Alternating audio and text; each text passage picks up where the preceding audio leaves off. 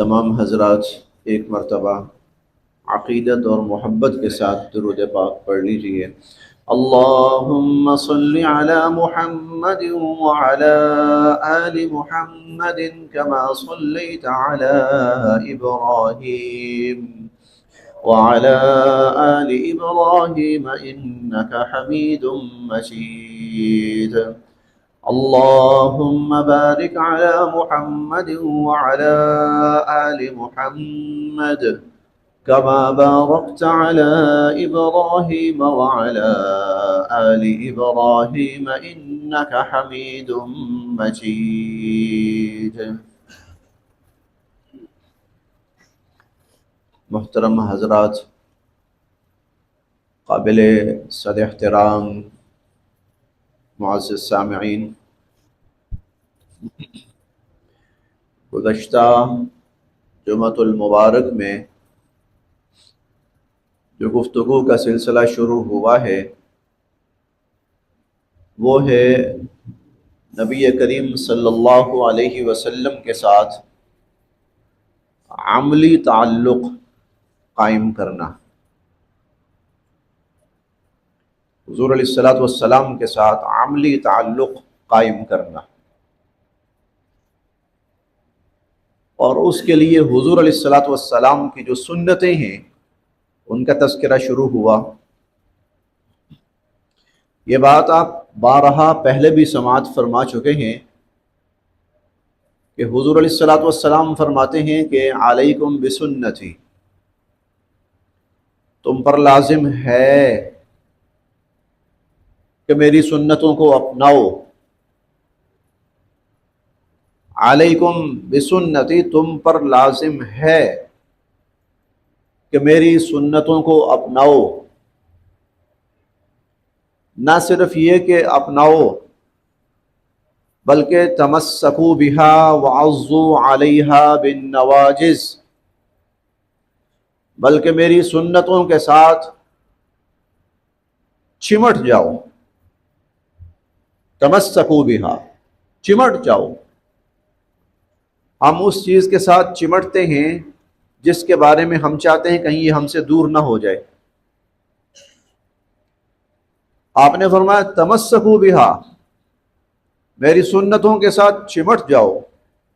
وعضوا علیہا بالنواجذ، جبڑوں کے ساتھ میری سنت پہ کاربند ہو جاؤ، جبڑوں کے ساتھ جکڑ کر میری سنتوں کو رکھو۔ اندازہ لگائیے کہ حضور علیہ الصلوۃ والسلام جو اپنے طور طریقے ہیں جو امت کے لیے بطور عبادت اور بطور دین چھوڑ کر جا رہے ہیں، ان کے لیے حضور علیہ الصلوۃ والسلام کتنے تاکیدی الفاظ استعمال فرما رہے ہیں۔ تمسکوا بہا، پھر ایک جگہ فرمایا کہ من احب سنتی فقد احبنی، جس نے میری سنت سے محبت کی اس نے مجھ سے محبت کی۔ ومن احبنی کان معی فی الجنہ، جس نے مجھ سے محبت کی کل جنت میں میرے ساتھ ہوگا۔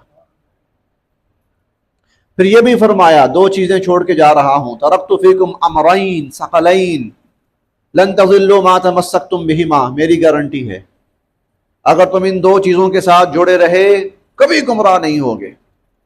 لن تضلوا، سوال ہی پیدا نہیں ہوتا کہ تم گمراہ ہو جاؤ۔ کتاب اللہ و سنتی، ایک اللہ کی کتاب اور ایک میری سنت۔ گویا حضور علیہ الصلوۃ والسلام کے ساتھ عملی طور پر وابستہ ہونے کا ایک طریقہ یہ ہے کہ حضور علیہ الصلوۃ والسلام کی سنتوں کو تھاما جائے، پکڑا جائے، چمٹا جائے، جبڑوں کے ساتھ ان کو جکڑا جائے۔ گزشتہ جمعۃ المبارک میں کچھ سنتوں کا تذکرہ ہوا۔ ایک نکاح کی سنت، حضور علیہ الصلوۃ والسلام نے فرمایا نکاح میری سنت ہے اور میری سنت کو اپناؤ۔ من رغب عن سنتی فلیس منی، اور جو میری اس سنت سے منہ موڑے گا اس کا مجھ سے کوئی تعلق نہیں ہے۔ اسی طرح ایک سنت ہے حضور علیہ الصلوۃ والسلام کی گھر میں داخل ہونا، تو داخل ہوتے ہوئے مسکراتے ہوئے سلام کرتے ہوئے داخل ہونا، اس کا تذکرہ ہوا۔ خواتین کے ساتھ عملی طور پر حضور علیہ الصلوۃ والسلام نے جس حسن سلوک کا معاملہ فرمایا اس کا تذکرہ ہوا۔ یہ گزشتہ جمعۃ المبارک میں آپ کے سامنے کچھ سنتیں بیان کی گئی، مقصد وہی ہے، ان کو اپنایا جائے، ان کے ذریعے حضور علیہ الصلاۃ والسلام کے ساتھ جڑا جائے، آپ سے وابستہ ہوا جائے۔ حضور علیہ الصلاۃ والسلام کی کچھ اور سنتوں کا میں تذکرہ کرتا ہوں آج۔ ایک سنت ہے حضور علیہ الصلاۃ والسلام کی مشورہ کرنا۔ مشورہ کرنا یہ سنت ہے حضور علیہ الصلاۃ والسلام کی، اور یہ چھوٹی موٹی سنت نہیں ہے۔ خیر، سنت کوئی بھی چھوٹی نہیں ہوتی، لیکن کچھ سنتیں ایسی ہوتی ہیں کہ جن کا دائرہ مختصر سا ہوتا ہے، کچھ سنتیں ایسی ہوتی ہیں کہ جن کا دائرہ پوری دنیا پہ محیط ہوتا ہے، پوری زندگی اور پوری دنیا پر۔ یہ جو مشورے والی سنت ہے حضور علیہ الصلاۃ والسلام کی، اس کا تعلق زندگی کے ہر شعبے سے ہے، اور خصوصاً زندگی کے بڑے بڑے شعبوں سے اور اسلام کے بڑے بڑے شعبوں سے مشورے کا تعلق ہے۔ حضور علیہ الصلاۃ والسلام مشورہ کرتے تھے، صحابہ کرام سے مشاورت کرتے تھے۔ اب یہاں دو باتیں قابل غور ہیں کہ مشورہ کب کرنا چاہیے، کن صورتوں میں، اور دوسری بات مشورہ کس سے کرنا چاہیے۔ جہاں تک ہے کن صورتوں میں، قرآن کریم کے اندر جس چیز کے بارے میں کوئی حکم، ہدایت، رہنمائی موجود نہ ہو، اور حضور علیہ الصلاۃ والسلام کی حیات طیبہ اور آپ کی سیرت مبارکہ اور آپ کے طریقوں میں بھی کوئی اس حوالے سے رہنمائی اور ہدایت موجود نہ ہو، ایسا معاملہ پیش آ گیا ہے، اب کیا کرنا چاہیے؟ اب اسلام ہمیں جس کام کی تلقین کرتا ہے کہ اس کام کو کیسے انجام دو، اسے مشورہ کہا جاتا ہے۔ یعنی مختلف لوگوں سے اس پر رائے لو، ان سے مشاورت کرو، اور اس رائے اور اس مشاورت کے نتیجے میں جو بات طے ہو جائے اس پہ عمل کرو، یہ مشورہ ہے۔ دوسری بات، مشورہ کن سے کرنا چاہیے؟ مشورہ کن سے کرنا چاہیے؟ مشورہ ان سے کرنا چاہیے جو اس مشورے کے اہل ہوں، جو اس مشورے کے اہل ہوں، مشورہ ان سے کرنا چاہیے۔ مثال کے طور پر، اگر آپ نے تعمیر سے متعلق کوئی مشورہ لینا ہے کہ مکان کی تعمیر میں یہ چیز زیادہ بہتر رہے گی یا یہ بہتر رہے گی یا یہ سٹرکچر بنایا جائے، تو یقیناً جو ماہر تعمیر ہے آپ اسی سے مشورہ کریں گے۔ آپ کبھی بھی ایسا نہیں کریں گے تعمیر سے متعلق کوئی کام ہو اور آپ درزی کے پاس چلے جائیں کہ مجھے مشورہ دو۔ تو دو چیزیں، مشورہ کب کرنا ہے؟ اس وقت کہ جب قرآن کریم میں اس کام کے بارے میں کوئی رہنمائی موجود نہیں ہے، اور حضور صلی اللہ علیہ وسلم کی حیات مبارکہ میں اس حوالے سے رہنمائی موجود نہیں ہے، اب اس کام کو کیسے انجام دیں؟ اس کے لیے پھر لوگوں سے پوچھا جائے، مشاورت کی جائے۔ یہ کام کتنا ضروری ہے، کتنا اہم ہے، اندازہ اس بات سے لگائیں کہ اللہ تعالیٰ حضور علیہ الصلاۃ والسلام کو حکم دے رہے ہیں وَشَاوِرْهُمْ فِي الْأَمْرِ، کہ جب کوئی معاملہ درپیش ہو اور اللہ کی طرف سے آپ کے پاس اس بارے میں کوئی رہنمائی موجود نہیں ہے، تو آپ ان صحابہ کرام سے مشورہ کریں۔ یہ حضور علیہ الصلاۃ والسلام کے لیے ہے، اور ایمان والوں کی صفت بیان فرمائی، اور وہ صفت یہ بیان فرمائی کہ وَأَمْرُهُمْ شُورَىٰ بَيْنَهُمْ، کہ مسلمان جب اپنے معاملات انجام دیتے ہیں تو باہمی مشاورت سے انجام دیتے ہیں۔ مسلمان اپنے معاملات باہمی مشاورت سے انجام دیتے ہیں۔ آئیے حضور علیہ الصلاۃ والسلام کے کچھ فرامین آپ کے سامنے پیش کرتا ہوں کہ مشورہ کتنا اہم ہے۔ اپنی مرضی اپنی منمانی اسلام نے اس کو پسند نہیں کیا۔ کوئی بھی خصوصاً اجتماعی معاملہ پیش ہو تو اسلام کہتا ہے وہ تو مشاورت کے بغیر ہونا ہی نہیں چاہیے۔ اور مسلمانوں کا جو سیاسی نظام ہے خلافت، آپ اندازہ لگائیں کہ اس کے بارے میں حضور علیہ الصلوۃ والسلام فرماتے ہیں کہ لا خلافت الا عن مشورہ، مشاورت کے بغیر تو نظام سیاست اور نظام خلافت چلنا ہی نہیں چاہیے، ہے ہی نہیں ہے۔ لہذا جب بھی مسلمانوں کا اجتماعی معاملہ ہو، مسلمانوں کا سیاسی معاملہ ہو، اسے مشاورت سے طے کرنا ہے۔ آئیے حضور علیہ الصلوۃ والسلام کے کچھ فرامین آپ کے سامنے عرض کرتا ہوں۔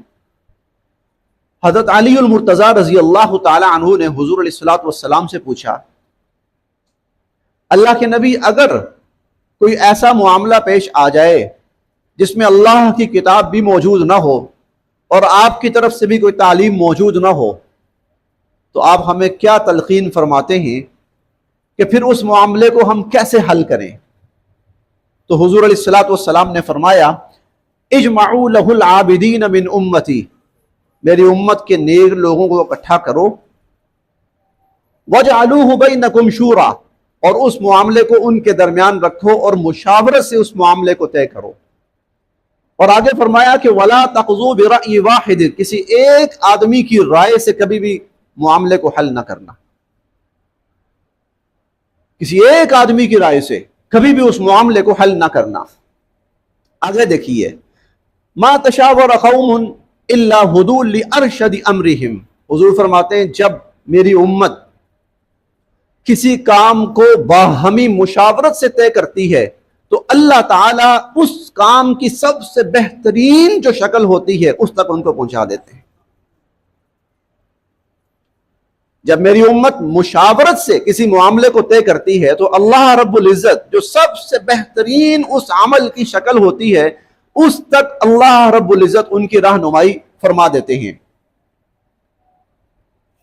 آگے فرمایا، استرشدوا العاقل، صاحب عقل شخص سے مشورہ کرنا، ولا تعصوہ، اور یہ جو مشورہ ہو جائے اس کی مخالفت نہ کرنا، فتندموا، ورنہ آخر میں تم شرمندہ ہو کر رہ جاؤ۔ آگے فرمایا، ما خاب من استشارہ، کہ جب مشورے سے کوئی معاملہ طے ہو، مشورے سے، تو ما خوابہ، پھر آدمی کو کبھی شرمندگی یا ناکامی کا سامنا نہیں کرنا پڑتا، اس کام میں ناکامی ہے ہی نہیں جو مشاورت سے طے ہو۔ آگے دیکھیے، حضور علیہ الصلوۃ والسلام فرماتے ہیں، اذا کان امراؤکم خیارکم، جب تمہارے حکمران نیک اچھے لوگ ہوں، واغنیاؤکم سمحاؤکم، اور تمہارے جو مالدار ہیں وہ غنی ہوں، سخی ہوں، وَأُمُورُكُمْ شُورَى بَيْنَكُمْ، اور تم اپنے معاملات کو آپس میں باہمی مشاورت سے طے کرتے ہو، فَظَهْرُ الْأَرْضِ خَيْرٌ لَكُمْ مِنْ بَطْنِهَا، تو پھر تمہارا زندہ رہنا اور زمین کے اوپر رہنا بہتر ہے اس سے کہ تم مر کے زمین کے نیچے چلے جاؤ۔ تمہارا زندہ رہنا بہتر ہے، زمین کے اوپر رہنا زندہ ہے، بہتر ہے۔ تمہارے حکمران اچھے ہوں، تمہارے مالدار لوگ سخی ہوں، اور تم اپنے معاملات کو مشاورت سے طے کرتے ہو، تو پھر تمہارا زندہ رہنا، زمین کے اوپر رہنا بہتر ہے۔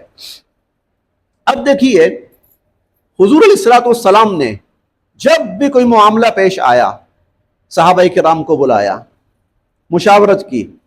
غزوہ بدر کا موقع ہے، دشمن سامنے ہے، صحابہ کرام کو بلایا، اشیروا الیہ، مشورہ دو کیا کریں۔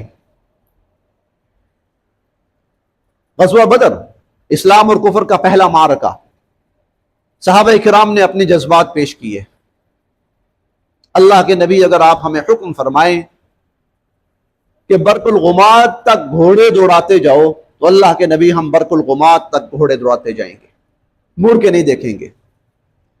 اور صحابہ کھڑے ہوئے، اللہ کے نبی اگر آپ ہمیں حکم دیں کہ فلاں جگہ چھلانگ لگا دو، اللہ کے نبی ہم آپ کے حکم پر چھلانگ لگا دیں گے۔ پھر مشورہ مانگا، کچھ اور صحابہ کھڑے ہوئے، اللہ کے نبی ہم آپ سے وہ بات نہیں کہیں گے جو موسیٰ علیہ السلام سے کہی تھی۔ آپ کے پیروکاروں نے، موسیٰ علیہ السلام کے پیروکاروں نے، اذهب انت وربك فقاتلا، جائیے آپ اور آپ کا رب لڑے، انہا ہنا قائدون، ہم تو یہاں بیٹھے ہیں، ہم وہ بات نہیں کریں گے۔ ہم آپ کے آگے سے بھی لڑیں گے، ہم آپ کے پیچھے سے بھی لڑیں گے، ہم آپ کے دائیں سے بھی لڑیں گے، ہم آپ کے بائیں سے بھی لڑیں گے۔ پھر غزوہ احد کا موقع آیا، حضور علیہ الصلوۃ والسلام نے پھر صحابہ کرام کو جمع فرمایا۔ اب غزوہ احد کے موقع پر ایک بڑی عجیب بات ہوئی۔ آپ نے مشورہ کیا کہ کیا کیا جائے، باہر نکل کر دشمن کا مقابلہ کیا جائے یا مدینہ کے اندر رہ کر دشمن کا مقابلہ کیا جائے۔ حضور علیہ الصلوۃ والسلام کا اپنا ذہن یہ تھا کہ مدینہ کے اندر رہ کر دشمن کا مقابلہ کیا جائے۔ جب آپ نے صحابہ کرام کو بلایا تو اکثریت ان میں ایسے صحابہ تھے جو بدر میں شریک نہیں ہو سکے تھے۔ انہوں نے کہا اللہ کے نبی دشمن کو اپنے گھر تک آنے کا موقع نہیں دینا چاہیے، باہر نکل کر ان کا مقابلہ کیا جائے، راستے میں جا کر، تاکہ وہ یہ نہ کہیں کہ ہمارے ڈر سے یہ اپنے گھر میں بیٹھے ہوئے ہیں، باہر نکل کر۔ اکثریت کو جب دیکھا کہ یہی رائے ہے، آپ نے فرمایا ٹھیک ہے۔ ہاں، جب آپ بالکل تیاری کرنے کے لیے گھر تشریف لے گئے تو حضرت عباس فرمانے لگے کہ تم لوگوں نے دیکھا نہیں کہ حضور علیہ الصلوۃ والسلام مدینہ کے اندر رہنے کے حق میں تھے؟ تم لوگوں نے اپنی بات اتنی شدت سے پیش کی کہ حضور علیہ الصلوۃ والسلام نے تمہاری بات مان لی۔ اب صحابہ کرام کو احساس ہوا ہم سے غلطی تو نہیں ہو گئی۔ جب آپ واپس تشریف لائے تو صحابہ کرام کہنے لگے اللہ کے نبی اگر آپ کی یہ رائے ہے کہ مدینہ کے اندر رہ کے لڑا جائے تو ہم اس پر تیار ہیں۔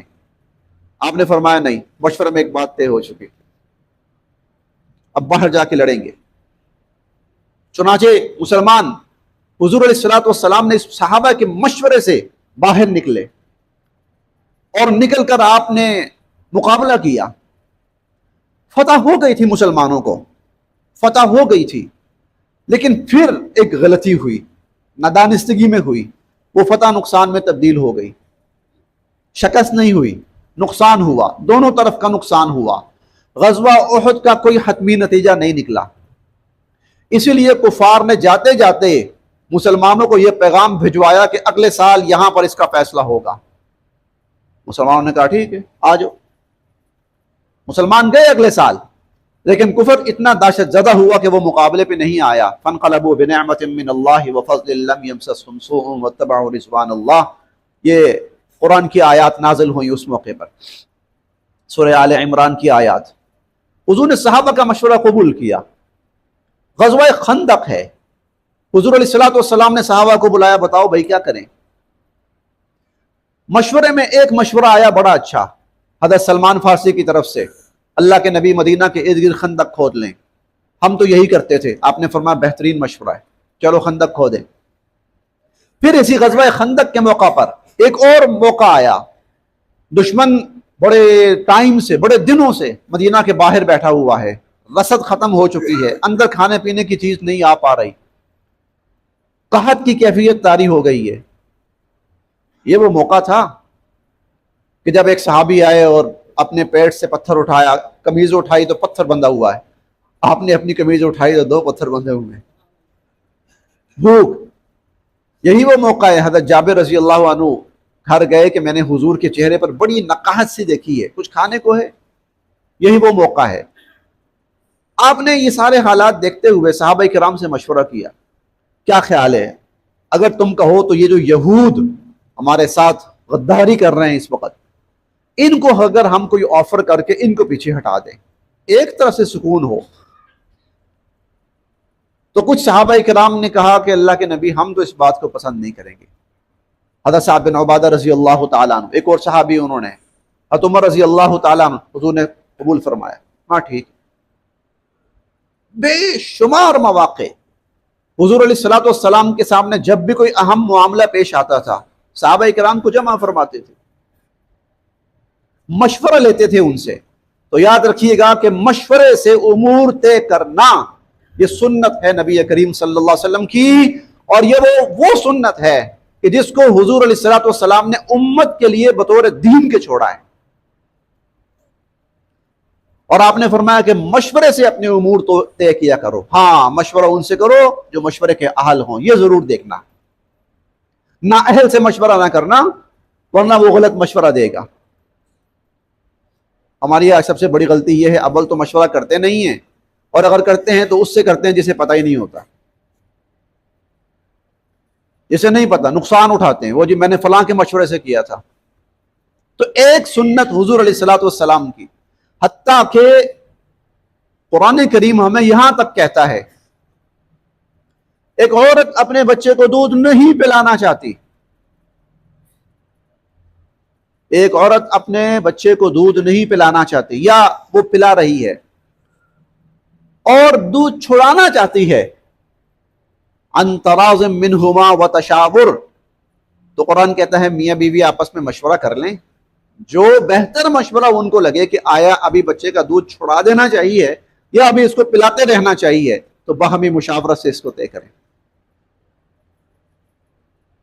اس کو باہمی مشاورت سے۔ وَأَمْرُهُمْ شُورَىٰ بَيْنَهُمْ، مسلمانوں کی خاص صفت یہ ہے کہ وہ اپنے معاملات مشاورت سے طے کرتے ہیں۔ گارنٹی ہے حضور علیہ الصلوۃ والسلام کی، ما خاب من استشارہ، مشاورت سے کام کیا جائے تو ناکامی نہیں ہوگی۔ تو ایک صفت اور ایک سنت حضور علیہ الصلوۃ والسلام کی مشاورت ہے، بلکہ اس معاملے میں اپنے بچوں کو مشاورت میں شامل کیا کریں، چھوٹے موٹے معاملات، اس سے ان کی عقل میں اضافہ ہوتا ہے، بچوں کی عقل میں سمجھ میں اضافہ ہوتا ہے۔ کوئی ایسا معاملہ کہ جس میں بچوں کو بٹھایا جا سکتا ہو، مشاورت ہو رہی ہو، ضرور بٹھائیں، یہیں سے ان کو تجربات حاصل ہوں گے اور یہیں سے ان کی تربیت بھی ہوگی کہ جب کوئی معاملہ طے کرنا ہے تو مشاورت سے طے کرنا ہے۔ ایک سنت حضور علیہ الصلوۃ والسلام کی مشاورت، ایک سنت حضور علیہ الصلوۃ والسلام کی، اور تھوڑے سے آپ سنجیدہ ہو گئے ہیں، آپ کی ایک سنت مبارکہ یہ تھی، اور اس کو بطور سنت اور بطور عبادت امت کے لیے اور بطور دین امت کے لیے چھوڑا ہے کہ آپ لوگوں کے ساتھ بے انتہا خوش مزاجی کے ساتھ پیش آتے تھے، بے انتہا خوش مزاجی کے ساتھ حضور علیہ الصلوۃ والسلام لوگوں کے ساتھ پیش آتے تھے، ماحول کو خوشگوار رکھتے تھے، آپ کے چہرے مبارک کے اوپر اکثر تبسم، مسکراہٹ ہوتی تھی۔ ہمارے ہاں کچھ لوگوں کے بارے میں ایک اصطلاح استعمال ہوتی ہے، میں صرف اپنے لوگوں کے لیے عرض کر رہا ہوں، صرف اپنے لیے، سڑیل۔ حضور علیہ الصلوۃ والسلام کا ایسی کسی چیز سے دور دور کا کوئی تعلق نہیں تھا، خوش مزاج تھے، مسکرانے والے تھے، ماحول کو خوشگوار رکھنے والے تھے حضور علیہ الصلوۃ والسلام۔ اندازہ لگائیے، حضرت حارث رضی اللہ تعالی عنہ کہتے ہیں، ما رأیت احدا تبسما من رسول اللہ صلی اللہ علیہ وسلم، کہ میں نے حضور علیہ الصلوۃ والسلام سے زیادہ کسی کو مسکرانے والا نہیں دیکھا، میں نے حضور علیہ الصلوۃ والسلام سے زیادہ کسی کو مسکرانے والا نہیں دیکھا۔ آپ جب کسی سے بات کرتے تھے آپ کے چہرے پہ تبسم ہوتا تھا۔ ہاں بسا اوقات کوئی بہت ہی اہم معاملہ ہوتا ہے تو اس میں انسان سنجیدگی اختیار کرتا ہے، بالکل ضروری ہے، چہرے کے اوپر فکر کے آثار آ جاتے ہیں، بالکل ٹھیک ہے، بسا اوقات غصے کے آثار آ جاتے ہیں، بالکل ٹھیک ہے، وہ ضرورت ہوتی ہے موقع کی، ورنہ عمومی طور پر حضور علیہ الصلوۃ والسلام متبسم ہوتے تھے، خوش مزاج تھے، ہنستے مسکراتے ہوئے لوگوں سے پیش آتے تھے۔ جب کوئی شخص آپ کے پاس آتا تھا، سلام کرتا تھا، اب ذرا تھوڑا سا اس چیز کو سمجھیے گا، حضور علیہ الصلوۃ والسلام نے کبھی بھی ایسے سلام نہیں کیا،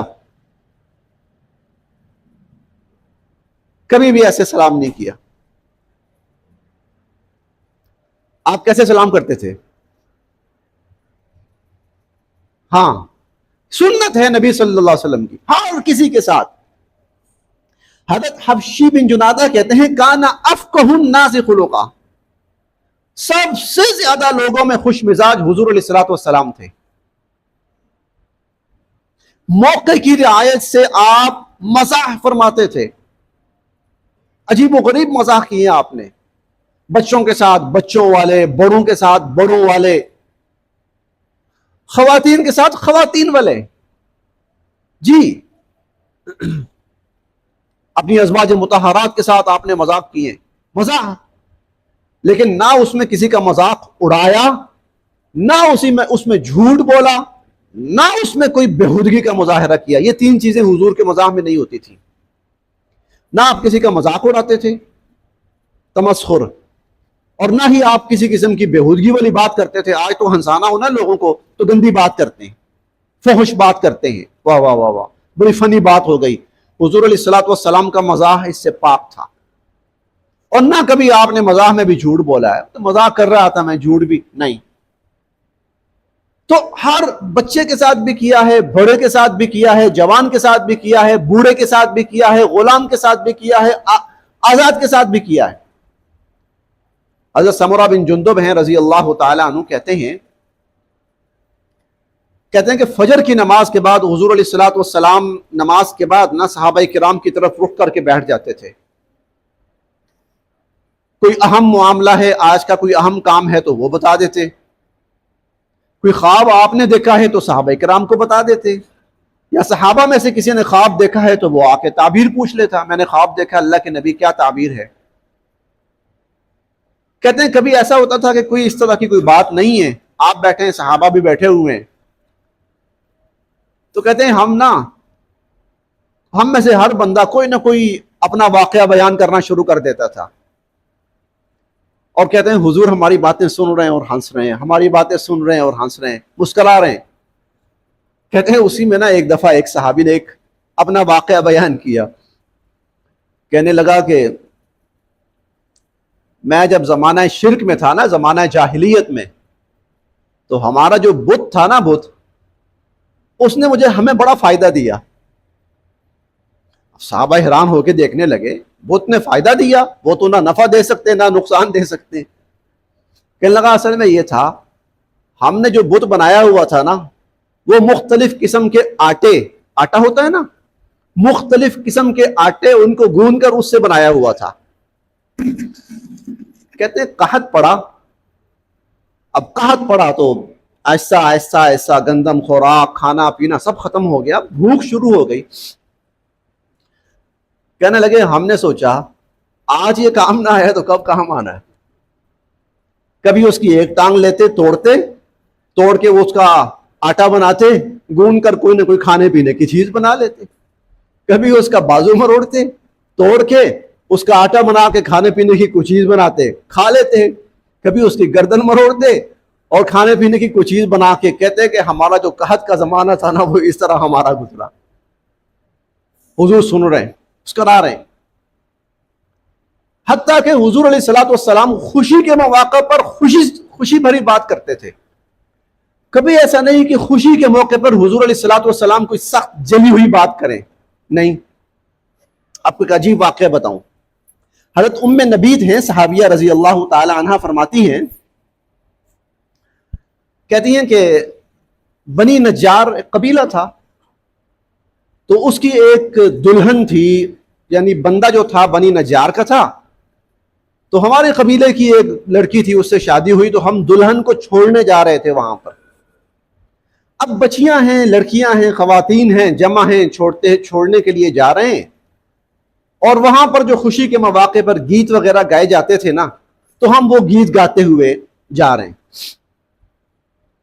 اور وہ ان میں سے کچھ گیت موجود بھی ہیں، اتیناکم فحیونا نحییکم، ہم دیکھو ہم تمہارے پاس آئے ہیں، ہم تمہارے پاس آئے ہیں، ہم تمہیں خوش آمدید کہتے ہیں، تم ہمیں خوش آمدید کہو. ولولا الذهب الاحمر ما حلت بوادیکم، یہ وہاں کے گیت ہوتے تھے. اگر تم لوگ سونے اور چاندی والے نہ ہوتے تو ہم کبھی تمہارے علاقے میں نہ آتے. خوشی کے مواقع پر اس قسم کے گیت. کہتی ہم یہ گاتے ہوئے جا رہے ہیں، دیکھا کہ آگے سے حضور علیہ الصلوۃ والسلام تشریف لا رہے ہیں. آپ قریب تشریف لائے، آپ نے فرمایا ام نبی یہ کیا ہے، کیا بات کیا ہے؟ آپ کہتی میں نے بتایا اللہ کے نبی کی یہ دلہن ہے بنی نجار کی، تو ہم اس کو چھوڑنے بھی جا رہے ہیں، خوشی کا موقع ہے. تو ہم یہ گیت عرب کے ٹھیک ٹھاک ہیں، بالکل نہ اس میں کوئی گناہ کی بات ہے نہ کوئی فحاشی کی بات ہے، اس کے اندر خوشی کا موقع ہے، خوشی کے اظہار کے لیے. آپ نے فرمایا کون سے گیت؟ کہتی ہے میں نے وہ سارے گیت سنائے حضور علیہ الصلوۃ والسلام کو. آگے سے ایک جملہ حضور نے بھی کہا، موقع کیا ہے خوشی کا، موقع کیا ہے مزاح کا، موقع کیا ہے شادی کا. تو آگے سے جب کہتی جب میں نے اپنے اشعار پورے کر لیے نا، اپنے گیت پورا کر لیا، تو حضور علیہ الصلوۃ والسلام فرماتے ہیں وَلَوْلَا الْحِنْطَةُ السَّمْرَاءُ، اگر گندم کے دانے نہ ہوتے اور گندم نہ ہوتی، ما سمنت عذاریکم، تو تمہاری جو کمواریاں ہیں نا یہ بھی موٹی نہ ہوتی. آپ نے بھی آگے سے خوشی کے موقع پر اسی انداز کے اندر جائز حدود ہے، ناجائز کوئی نہیں، خوشی کا اظہار فرمایا. یہ سنت ہے نبی پاک صلی اللہ علیہ وسلم کی، ماحول کو خوشگوار رکھا جائے، چہرے پہ مسکراہٹ رکھی جائے، ہنس کے ملا جائے. بچوں کے ساتھ مذاق کیا آپ صلی اللہ علیہ وسلم نے، بچوں کے ساتھ ان کو خوش کر دیتے تھے، بچے خوش ہو جاتے تھے. بڑوں کے ساتھ ایسا مذاق فرماتے تھے کہ بڑے خوش ہو جاتے تھے. ایک امام بخاری رحم اللہ واقعہ بیان فرماتے ہیں، ایک نا جہاد پہ کہیں جانا تھا، کچھ سفر تھا، بہرحال جہاد کا ہی تھا. تو صحابہ کرام کے پاس سامان اٹھایا ہوا تھا، بوجھ تھا.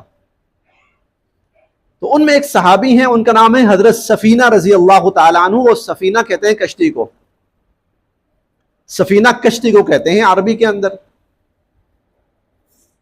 تو صحابہ کرام نے نا سامان اٹھایا ہوا بوجھ، آپ نے حضرت سفینہ سے فرمایا سفینہ اپنی چادر بچھاؤ. حضرت سفینہ رضی اللہ تعالیٰ عنہ نے چادر بچھائی. آپ نے جتنا سامان تھا وہ لیا اور لے کر وہ سارے کا سارا سامان اس چادر کے اندر بندھوا دیا. اب وہ جو مختلف صحابہ کے پاس تھا وہ سارا سامان ایک جگہ اکٹھا ہو گیا. سفینہ کا مطلب ہوتا ہے کشتی. حضور فرماتے ہیں احمل فانت السفینہ، تو تو کشتی ہے نا، چل اٹھا سامان. کشتی سامان اٹھاتی ہے نا، جتنا سامان ہوتا ہے کشتی کے اندر لاد دیا جاتا ہے. آپ نے فرمایا احمل فانت السفینہ. کتنا لطیف سا مزاح فرمایا حضور نے. سفینہ کہتے ہیں کشتی کو، ان کے نام کو حضور نے استعمال. اچھا اب یہ نہیں کہا کہ تو وہ والی کشتی ہے، بس سفینہ، سفینہ کہتے ہی کشتی کو ہے. احمل فانت السفینہ، اٹھاؤ تم کشتی ہو. حضرت ظاہر تھے رضی اللہ تعالی عنہ، سانولے سے رنگ کے تھے، شکل و صورت کے خوبصورت نہیں تھے، کافی گہرا رنگ تھا ان کا، لیکن بڑی محبت فرماتے تھے حضور علیہ الصلوۃ والسلام سے. اور دیہات کے رہنے والے تھے، دیہات سے آتے تھے، تو دیہات کے جو تحائف ہوتے تھے وہ لے کر آتے تھے. تو حضور علیہ الصلوۃ والسلام جو شہر کے تحائف ہوتے تھے ان کو دیتے تھے. وہ دیہات کے تحائف لے کے آئے، آپ شہر کے تحائف ان کو دیتے تھے. ایک دفعہ آپ گئے ان کے علاقے میں، وہ اپنی کچھ چیزیں بیچ رہے تھے، انہیں نہیں پتا کہ حضور علیہ الصلوۃ والسلام آئے ہیں.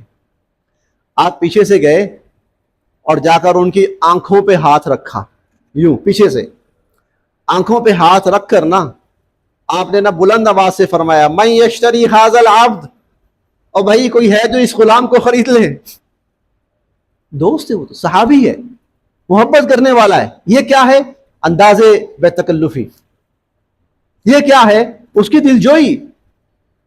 وہ یہ نہ سمجھے میں غریب ہوں، شکل کا کوئی بہت زیادہ اچھا نہیں ہوں، دیہات کا رہنے والا ہوں. حضور نے اس سے بھی اپنائیت کا مظاہرہ فرمایا اور بڑے خوشگوار انداز کے اندر، زبانی کلامی کوئی دعوے نہیں کیے، نہیں تم تو سر آنکھوں پہ ہو، نہیں، عملاً کر کے دکھایا. یہ حضور علیہ الصلوۃ والسلام کی سنت ہے کہ لوگوں کے ساتھ خوش مزاجی کے ساتھ ملنا، خوشگوار ماحول کو قائم کرنا، ماحول کے اندر خوشگواریت، یہ حضور علیہ الصلوۃ والسلام کی سنت ہے. ضروری نہیں ہوتی کہ ہر محفل میں آپ ایسی محفل جمائیں جہاں سڑی ہوئی باتیں کرنی ہے، جہاں تلخ باتیں کرنی ہے. حضور علیہ الصلوۃ والسلام کی محفل میں تلخ باتیں آپ کو نہیں ملیں گی. حضور کی محفل اٹھائیں، تلخ باتیں نہیں ملیں گی. حضور علیہ الصلوۃ والسلام کا ملنا اٹھائیں. کسی کے ساتھ آپ نے تلخ چہرے کے ساتھ ملاقات نہیں کی.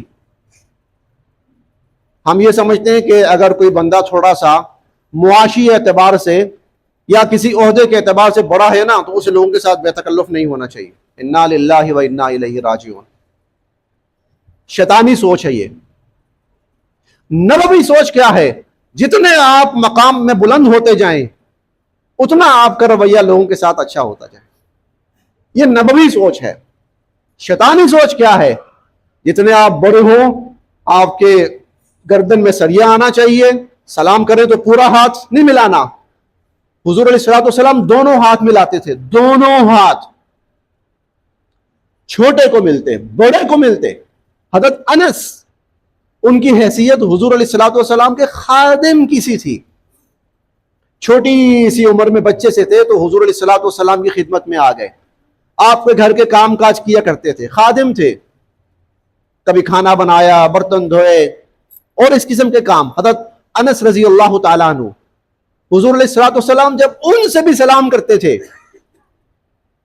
خود کہتے ہیں کہ میرا ہاتھ حضور علیہ الصلوۃ والسلام کے دونوں ہاتھوں میں تھا. حضور دونوں ہاتھوں سے سلام کر رہے ہیں. یہ شیطانی طریقہ ہے، نبوی طریقہ نہیں ہے. یہ کسی کافر کا طریقہ ہو سکتا ہے، پیغمبر دو عالم صلی اللہ علیہ وسلم کا طریقہ نہیں ہے. اگلے کو عزت دینا، اگلے کے ساتھ مسکرا کے بات کرنا، اگلے کی حوصلہ افزائی. آپ نے فرمایا لا تحقرن من المعروف شیئا، کسی چھوٹی سی چھوٹی نیکی کو بھی حقیر اور کمتر نہ سمجھنا. ولو ان تلقى اخاك بوجه طلق، چاہے تم اپنے بھائی کے ساتھ مسکراتے ہوئے چہرے کے ساتھ ملو. یہ دو سنتیں آج آپ کے سامنے پیش کی ہیں حضور علیہ الصلوۃ والسلام کی. ایک مشورہ کی سنت کہ مسلمان اپنے جتنے امور ہیں وہ مشاورت سے طے کریں، اور جب مشاورت آتی ہے اللہ کی مدد آتی ہے. مشاورت آتی ہے اللہ پاک انسان کو بہترین حل کی طرف پہنچا دیتے ہیں. اور دوسرا، ماحول کو خوشگوار رکھنا، لوگوں کے ساتھ مسکراتے چہرے کے ساتھ ملنا، سلام کرنا. یہ سنت ہے پیغمبر دو عالم صلی اللہ علیہ وسلم کی. ماحول کو خوشگوار رکھنا، بچوں کے ساتھ خوشگواری، خوش اخلاقی کے ساتھ. ہمارے ہاں کچھ جگہوں پر بچوں کے حوالے سے بہت تلخی پائی جاتی ہے، بہت تلخی پائی جاتی ہے. کوئی بچہ پہلی صف میں کھڑا ہے، پیچھے جاؤ، قطعاً غلط، قطعاً غلط. پیار سے اس کو آپ کہیں بیٹا آپ تھوڑا سا سائڈ پہ آ جاؤ، جگہ بنائیں اس کے لیے. وہ اتنا ہی اللہ کی نظر میں انسان ہے جتنا میں اور آپ ہیں. وہ کوئی انسانیت سے نکلے کوئی اور مخلوق نہیں ہے، نہ وہ گھٹیا ہے، اسی طرح انسان. پیار سے اس کو بیٹا آپ ادھر آ جاؤ، اس طرح کھڑے ہو، آپ کی جگہ بنائیے یہ والی. اور اگر آگے جگہ ممکن نہیں ہے تو پیچھے جگہ بنائیں اس کے لیے، بیٹا ادھر آؤ میں آپ کی جگہ بناتا ہوں، آپ ادھر آ جاؤ. یا راہ چلتے ہوئے کہیں بچے مذاق کر لیتے ہیں، بچے شرارتیں بھی کرتے ہیں. جب آپ باہر نکلتے تھے نا عموماً راستوں میں تو بچے چمٹ جاتے تھے آپ کے ساتھ. آپ نے کبھی نہیں کہا میرے کپڑے خراب کر دیے، پرے ہٹو، نہیں. وہ چمٹتے تھے، حضور اور چمٹا لیتے تھے ان کو اپنے ساتھ. بہرحال یہ حضور علیہ الصلوۃ والسلام کی سنت مبارکہ، لوگوں کو عزت سے پیش آنا، لوگوں کے ساتھ خوشگوار ماحول کو قائم کرنا، ماحول کی خوشگواریت کو قائم رکھنا، یہ حضور علیہ الصلوۃ والسلام کی سنت مبارکہ ہے. اللہ پاک ہمیں اس کو اپنانے کی توفیق نصیب فرمائے. وآخر دعوانا الحمدللہ.